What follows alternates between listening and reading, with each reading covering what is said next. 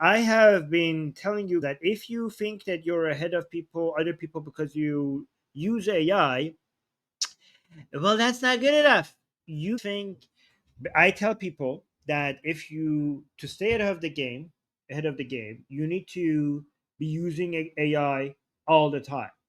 However, some people think that using AI means that just talking to ChatGPT about random shit, or just using ChatGPT like you used to use Google. Now just it's just more efficient, or to make just images, some funny images. Actually, now that I think about it, using ChatGPT could actually be harmful to you because it might be so interesting that you're going to be spending hours on it, talking to it about just random stuff that is not going to help you in any way. That if you don't use AI the proper way, it actually might be a waste of time. Some people might discover that they could start chatting with ChatGPT the way they talk to a friend, and they just, if you're sitting there and you think that, well, I'm using AI, I must be productive. No, you're not. You just replace people talking about chit chatting about random stuff. Now you just replace those people with AI, which is actually kind of sad because you actually need to talk to people, right? So no, you're not being productive. You're wasting your time. But I've noticed I haven't actually told you exactly the best way to use AI to be more productive, to remove the barriers from your way, and to achieve your goals, to give you a structure. I'll tell you what the best ways are. And what I'm going to tell you is the best thing you could do with AI is to create a system for everything that you do. And even before AI, let me tell you, one of the main reasons why some people become successful and other people don't, even without AI, is that successful people have systems, they have frameworks, they have rules, they have a process, they have a step-by-step guide, and they constantly improve that. Let me tell you what the greatest investment is, because a lot of people think when we talk about investment, you have to go look into stocks, ETFs, I don't know, cryptocurrency. But I say this with a high degree of certainty, okay? That even though I know investments and financial assets are good, uh, but they are not for wealth generation. They're mostly for wealth protection. Please understand this. Investing in financial assets are not mainly for wealth generation. They are mostly tools for wealth protection. But investing, there's another thing that you invest in that actually generates wealth. And the return on investment is significantly higher, which is in yourself. And exactly how do you invest in yourself? There's only two ways to invest in yourself. One is to invest in your skills. Actually, there's three ways now that I think about it, right? There's three things that you invest if you invest in, the returns measurable return. Like this is not just some kumbaya sound goody thing that you put on the washroom wall. This is actually measurable. Investing in yourself in three ways, the combining effect on that is so much higher return on investment financially than investing in financial assets. Investing in your skills, investing in your mindset, and investing in your systems. So investing in your skills, the more you do something, the more you learn how to do it. Investing in your mindset, basically removing the emotional barriers and also having a better and a shift in the way that you look at things. Once you get into a world, you will see things that you couldn't see before when you were looking at it from outside. And this new perspective and this new mindset will make you mentally be prepared to do things that you weren't ready to do before. So investing in your mindset, investing in your skills, but also investing in your systems.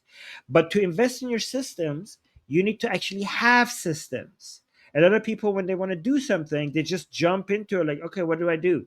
What is the next step? What are the tasks that I need to do? I mean, if you're asking yourself, what is the next thing that I need to do? It's because you probably don't have a system. And the first thing you need to do is to actually create a system. Or actually, maybe the first thing is to do the thing and then realize how sucky you are at doing the thing. And then in the process of learning that, then you start creating a system to make yourself better. Because what you want to create is that everything be measurable, everything having a plan, every single step that you're taking towards your goal is based on a predefined set of actions that you know exactly how to follow. So every time you jump back into your work, you know, based on the system that you have created, you know the exact next thing that you need to do and how it needs to be done. There's no guessing, there's no thinking. And we need to do that with all your main repetitive work, starting with the first one, meaning that you have to think of the most important thing that you're doing that is moving you forward and getting you to your goal, and you need to systematize that. So think about what that is, and then eventually we want to have three main. We don't want to create too many things so that you become overwhelmed. We want to get you to eventually having three systems for three main things that you're doing to improve everything. And let me actually tell you, for beyond investing in your skills and investing in your mindset, just think about having a system and improving it. Just think about, let me actually tell you what a system is so that you could see the return on investment. So, because I wrote these things down to make sure, and I also, when I mentioned this on the Persian channel, I also actually thought of a couple of things to tell you, because those were some other important notes that I wanted to make sure that I bring to this channel as well. Because before I come here, I actually talk about these things on a personal Persian channel. So, system is decisions made once, then executed the same way every time, right? And then we have subsystems, which is the chunks of the workflow. Like, for example, for what I do pre live stream, what I do post live stream, what I do when it comes to distribution, for the cover, for the title, for the description, for the video shorts, for the long form, for the short form. Every time I need to go do these things, I need to have, again, my system is not perfect. I'm actually, the reason why I'm making this show is to think about these things out loud with you, because I know the next best thing right that I could do right now is to improve my system. So me making this show is not just so that I could tell you how to create the systems, but so I could explain everything to you on this live stream. So this live stream will work as a note-taking mechanism for me as well. So that's how you would know that I'm not going to tell you everything right now, because I would need to tell you everything, because the transcript from this live stream are my notes, and I need my notes to be complete. So that's how you know that when you come watch my live stream, I'm not going to hide everything, because I need to actually, I'm not going to spend another time. I don't have time to do a live stream with you guys and also think about these things on a separate time and take my notes. This is my note taking process. So this means that you could trust my live streams, because I'm not going to leave anything out. Actually turn it into all of this into a system. So I will tell you what I mean. So we have processes, we have system, we have subsystems, we have processes, we have templates, we have principles. We're going to have rules, we're going to have templates, we're going to have files that we use, we're going to have the list of the tools that we use, we're going to have a list of prompts that we use. All of these need to be recorded. So let me actually say that again. For everything that I do, I need to have okay, I need to have the formulas, I need to have the templates, I need to have the prompts, I need to have the assets, the media assets that I use, I need to have the file name that I use, the description rules, the way I like things to be written,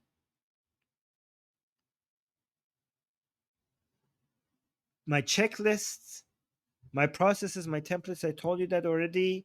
The rules and principles, the templates, the files, and the prompts. The prompts that the way I like to do it is that when I use AI, I don't go and think about what I need to write in the prompt every single time. I have a list. When I get to the stage of the process that I'm in, I have my already pre-written prompts that I just, at that stage, I just copy and paste from my Google Doc.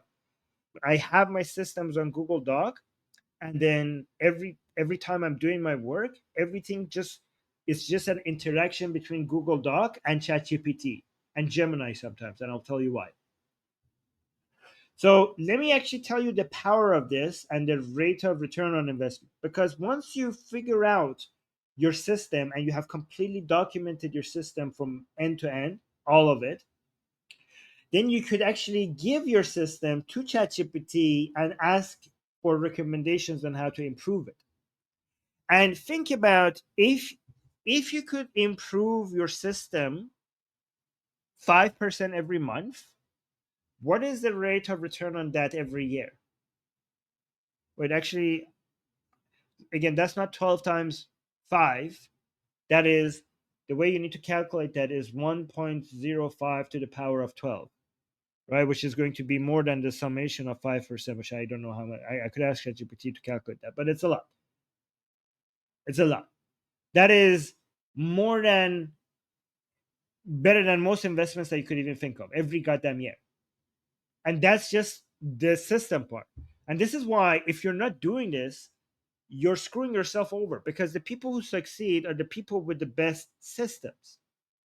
And I will tell you how easy it is to actually create this system. The things that I'm telling you, these are worth so much. I hope you appreciate how amazing of a tool I'm putting in your hands right now for free. I hope you appreciate all of this. And I will tell you how easy it is to get this done.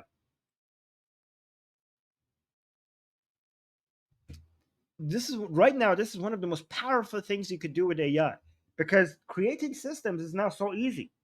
Oh wow, Jack is actually calculated. It says it becomes 79.6% more effective in 12 months. Really now? Yeah, that's a crazy, just to let you know, the average in the stock market is 12%. So that's huge. And that's something nobody could take away from you ever, right? Because it's intertwined with you as who you are. And that's also not including the skills that you've developed along the way and the mindset that you have developed along the way. Let's say, for example, for this task of going live, making a live stream, recording that locally, taking the files, turning into short form and long form, uploading them, scheduling them, coming up with titles, coming up with descriptions, coming up with cover. For example, you could do this with anything. I'm just giving an example. What I could do is I could do that from the beginning, from even before I go live, how I prepare for a live stream, right? I could, as soon as I get to work, I could have a Google Doc open, and everything I do, I could take a note like I do this, right? And then once I have all my notes and explaining the step by step of what I did, I could go to ChatGPT, click the microphone, and basically look at my notes and just explain what I did to get this done. However, I now have a better idea. I will go live using this my StreamYard software that I have, that I go live with you guys. But I wouldn't go. The live stream would not be public; it would be unlisted. This is just for myself. I will share my screen, and while I'm doing all of these tasks, I will explain on my microphone what I'm doing while I'm recording my screen. And then I will record the entire thing from the beginning to end. Or maybe if it's too overwhelming, I will do it in chunks. I will do maybe like just the preparation for the live stream, or just uploading something, right? But every time I do something like this, I'm going to record it. I'm going to have a YouTube link for it. And I need it to be a YouTube link rather than just a video, an unlisted YouTube link. This is not going to be public for other people. But if it's unlisted, if you have the link, you could watch it. This is important. Why? Because Gemini, unlike ChatGPT, can watch YouTube videos now if it's unlisted, right? Or public. If it's private, it cannot watch it, right?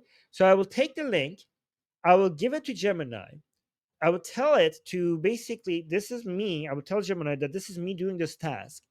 I need you to explain everything. I need you to watch it, because Gemini can actually watch the video. It's not just a transcript.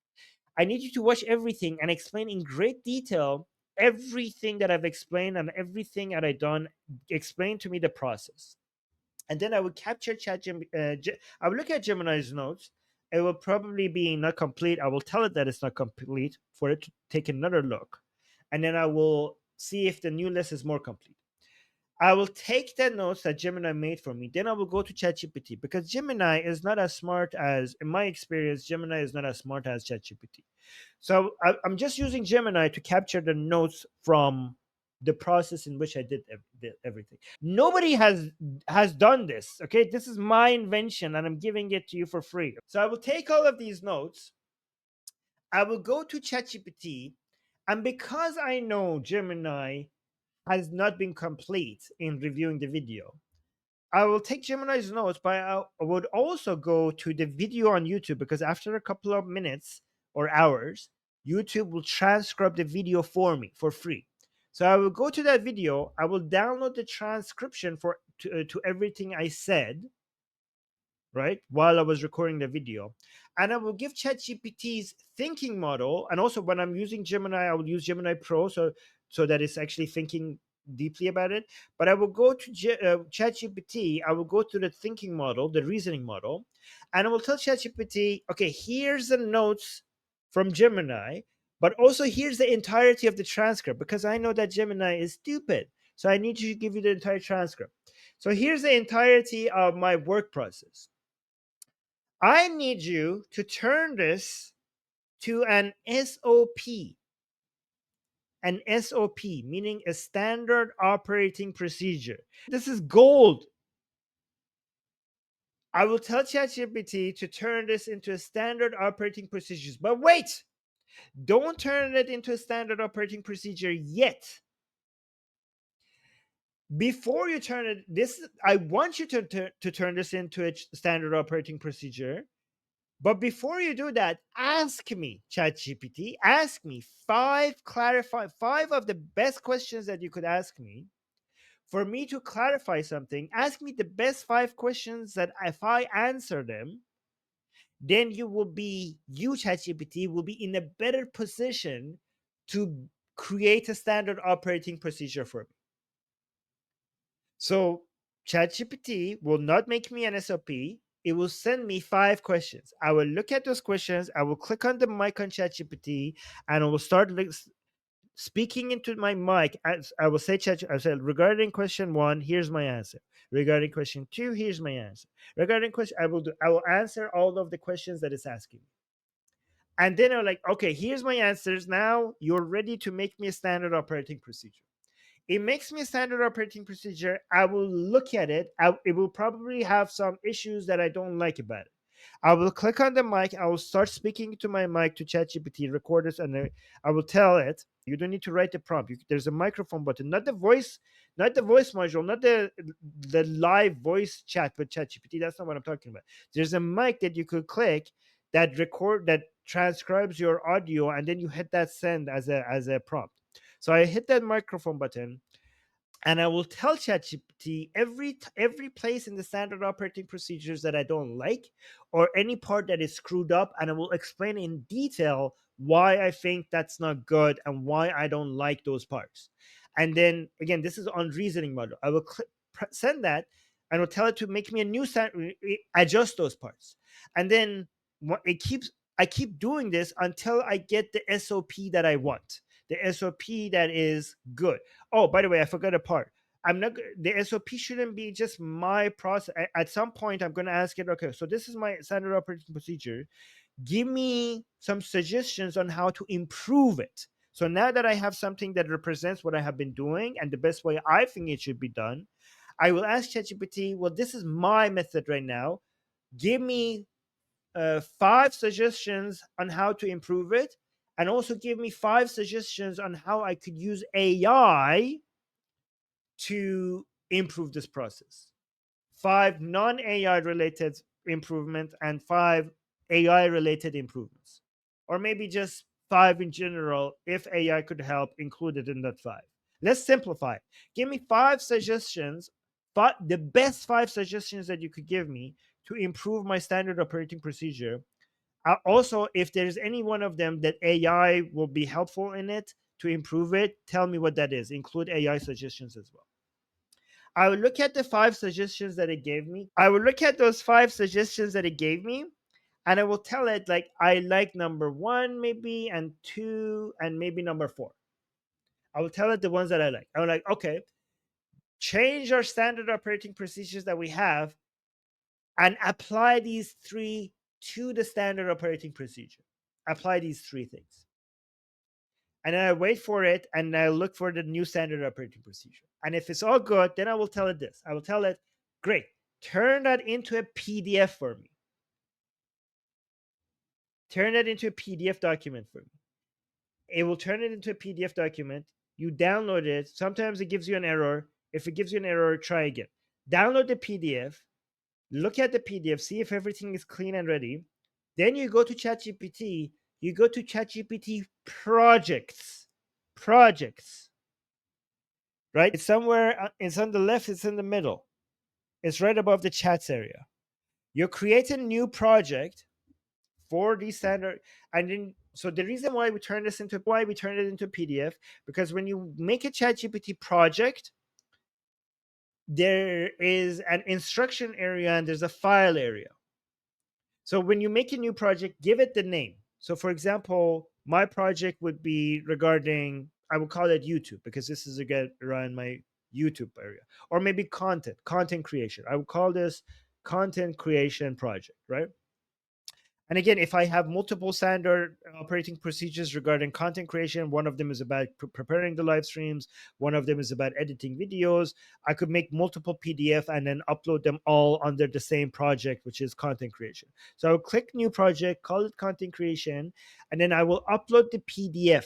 The reason why I will upload the PDF is because there's two areas, the instruction area and the file area, right? Let me actually click on new project, see what I'm seeing. So yeah, you have to give it a name, and then when you go into the project, right at the top, there's files and instructions. The reason why we need to turn a PDF is because the instruction area is limited. The text that you could put in the instruction area is limited. So your standard operating procedure is probably going to be longer than what fits into the instruction area. That's why you need to turn it into PDF so you could upload it as a file. And now that when you upload it as a file, instead of using ChatGPT without going into a project prompt, you started within that project under ChatGPT. And also the step-by-step guide is there, all your templates are there, all the ways that you write description, the things that you like, the things that you don't like. So you go into that project, you say, I'm starting this, what's the first step? It knows the first step. It knows the template that it needs to offer you. When you say like, okay, what's the next step? Well, here's the next, for the next step, you need the title. I know the titles that you like. Here's 5 suggestions for the title. Here's 5 suggestions for the text on the cover. Here's a description based on. So you don't need to think about the prompts anymore. You could just say like, oh, okay, what's the next step? And do the next step. Just do the next step. It's beautiful. It's gorgeous. It's amazing. It's like having 10 assistants right next to you doing working for you all the time, and you don't even have to create the standard operating procedure. This is again what you used to hire an operational manager to be able to all of this, to actually create the process for you. Like your people used to get paid a lot of money to come look at what you do, create the process for you, and then you pay them and they will leave, and then you have the process. Now you don't have to do that. Now ChatGPT actually produces this for you better than other people, better, and for almost for free, for $20 a month maybe, right? Oh, Lego saying, can I update the PDF? Oh, this is a good question. I said Lego man. I'm sorry, Lego man.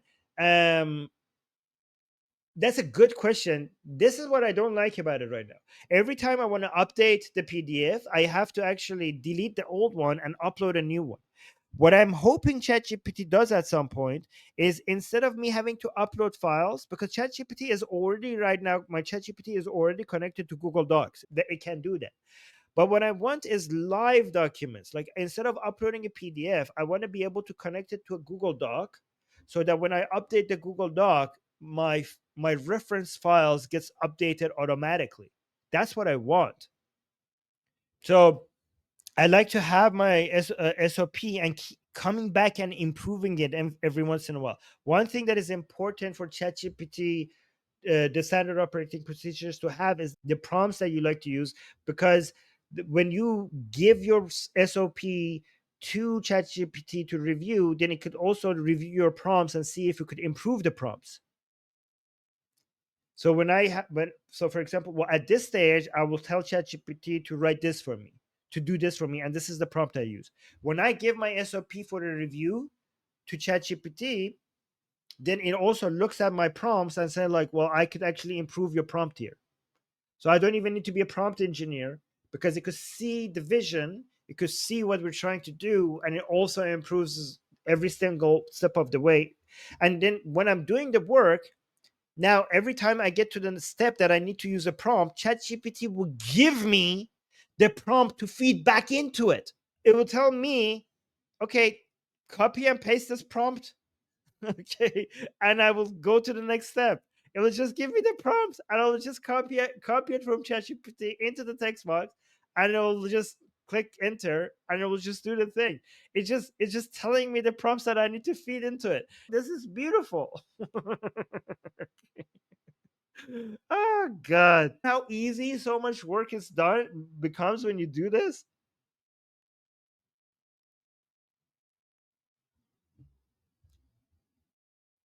I do pay for Gemini, but Gemini is not as good as ChatGPT.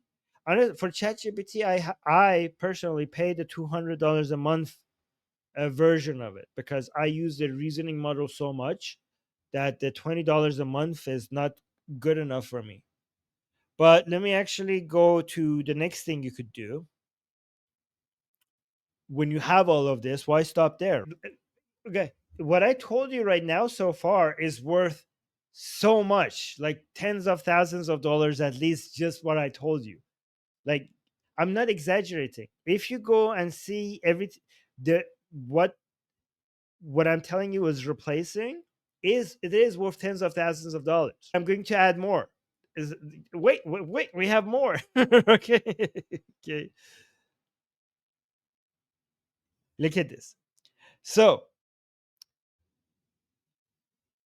I am right now. I'm in in a position where I have, hired some people to help me with work because my in this area I am improving so much that I can afford hiring somebody. And now she has been working with me a lot. I mean, I already have some people that are working on some businesses, but with regards to dealing with managing my projects from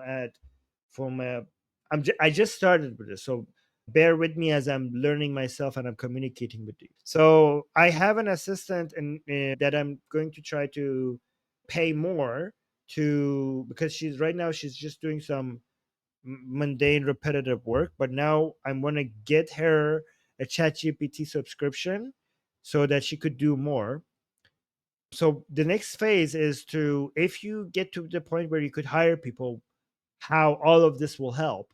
But even if you're not in a position where you can hire somebody, when you don't have money to hire somebody, this still helps because the same instructions that you could give to to an employee or some contractor that you're working with, those are the same instructions that you could actually give to AI, because at some point we're going to try to see AI is going to get so close into to being just as good as an employee without much instructions needed.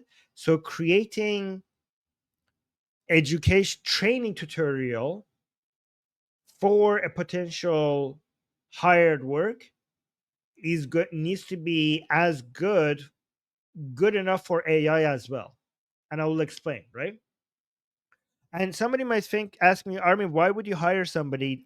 Don't you think AI could do everything that a human a human would? I'm like, no, not right now. We're not in that position yet. There's so many things that a human has to be in the loop.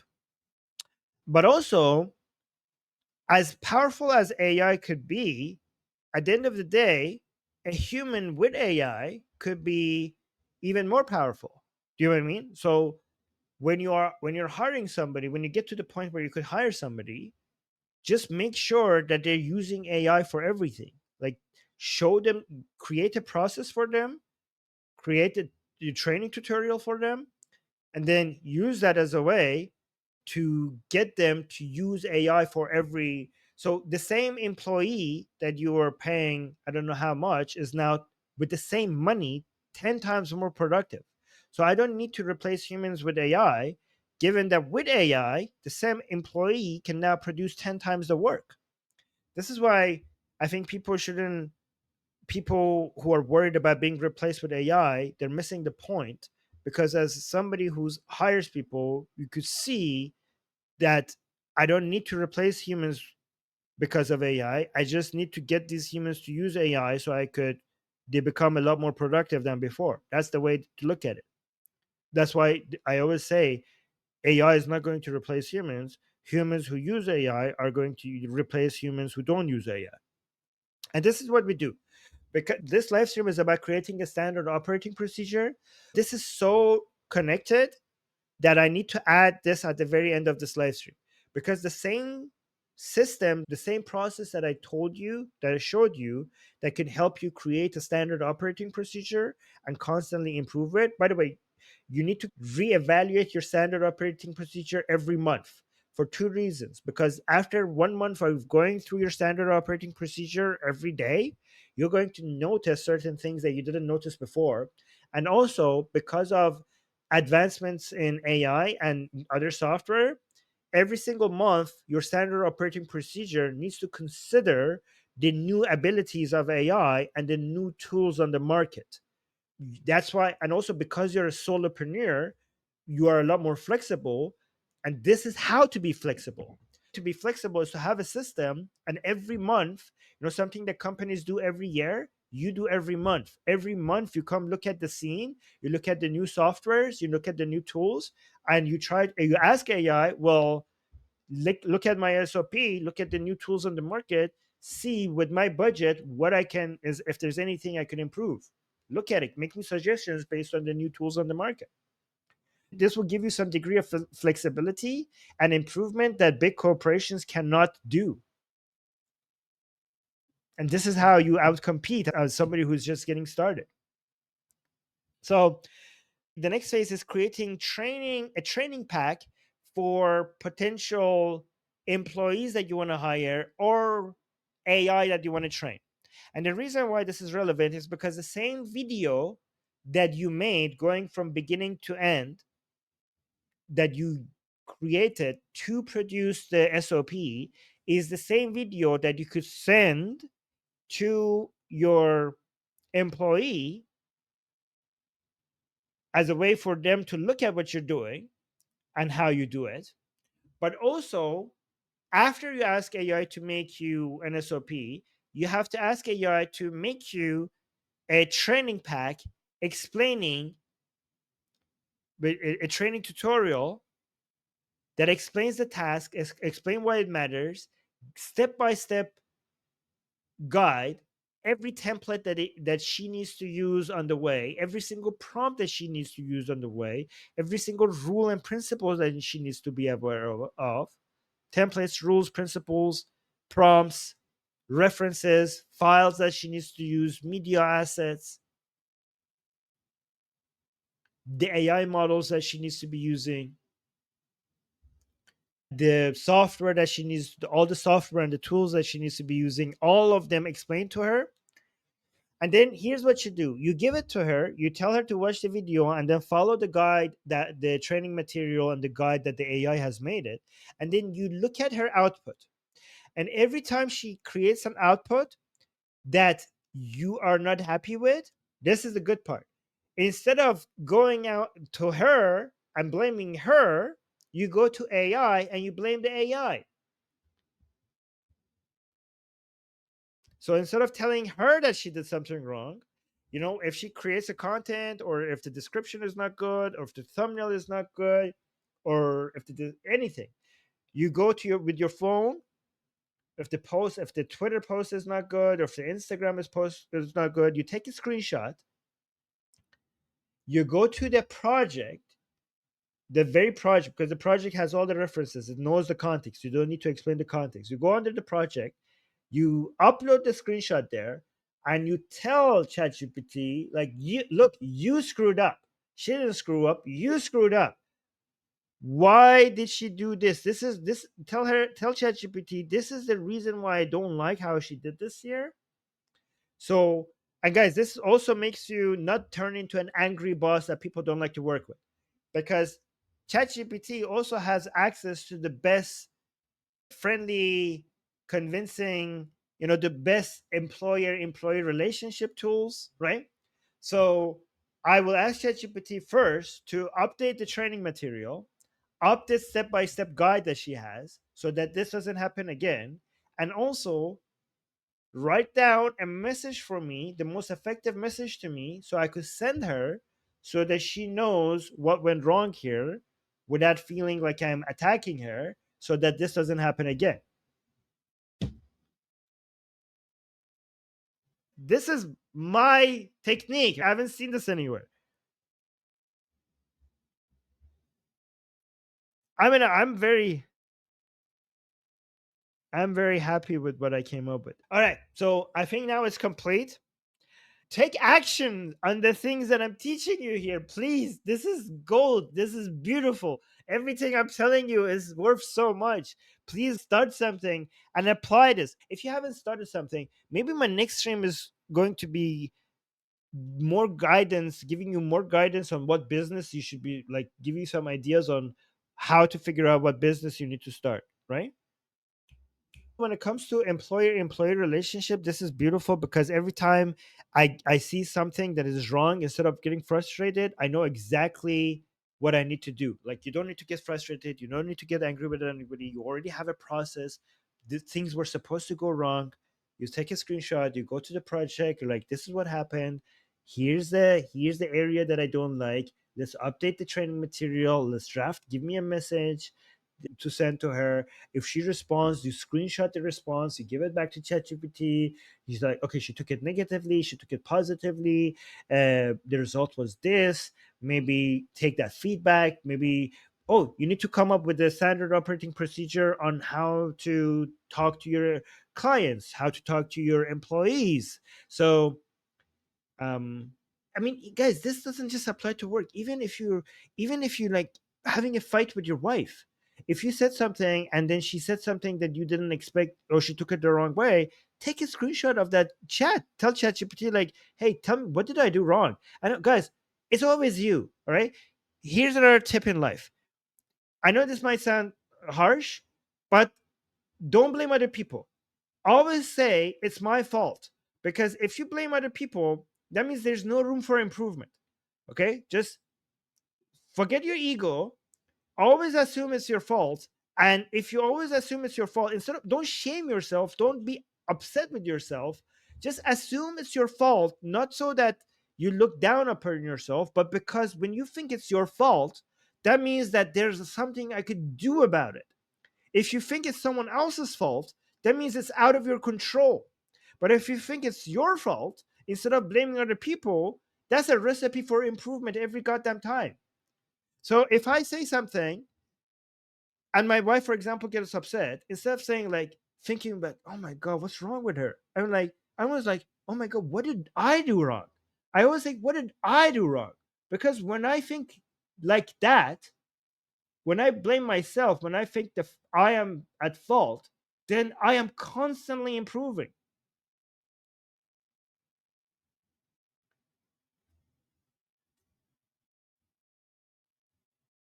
I hope you got some useful tips from this.